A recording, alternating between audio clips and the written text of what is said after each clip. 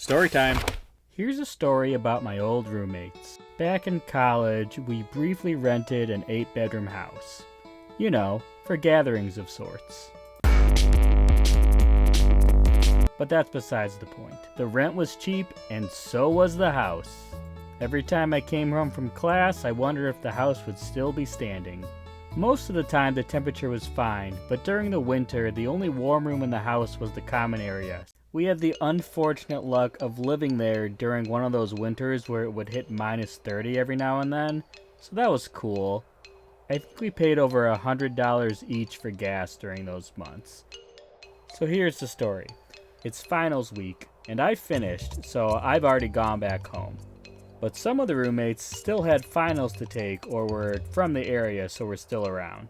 One night, 3 of them were just hanging around in the common area. These 2 were inebriated in some capacity and just watching this one play some Burnout.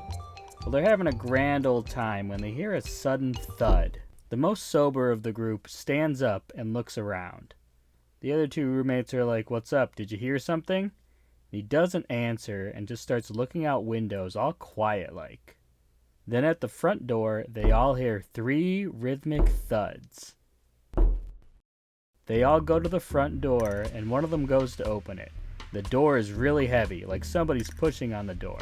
But they get it open, and in tumbles roommate number 4, in a soaking wet t-shirt, covered in vomit, and blood dripping off of his head. This man was passed out. But here's what we were able to piece together later. So he'd gone out drinking with his friends, and at some point he lost his coat and his keys at one of the bars. He either didn't remember to find them or couldn't, so he decided to walk back home in his t-shirt and jeans. On the walk home, at some point he fell into a snowbank, so he was soaking wet for most of the walk. And we weren't outrageously far from the bars, but it was still like a 10 to 20 minute walk, and it was snowing and cold. Somehow he makes it back, gets onto our porch, and knocks on the door with his head.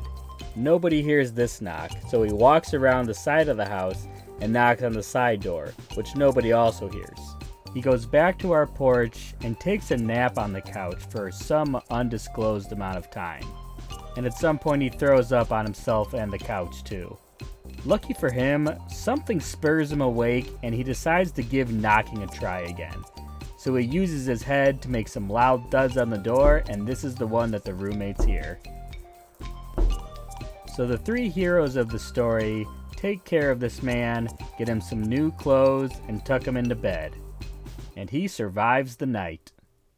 The college school system saved this man's life by making sure 3 stellar roommates were home during finals week.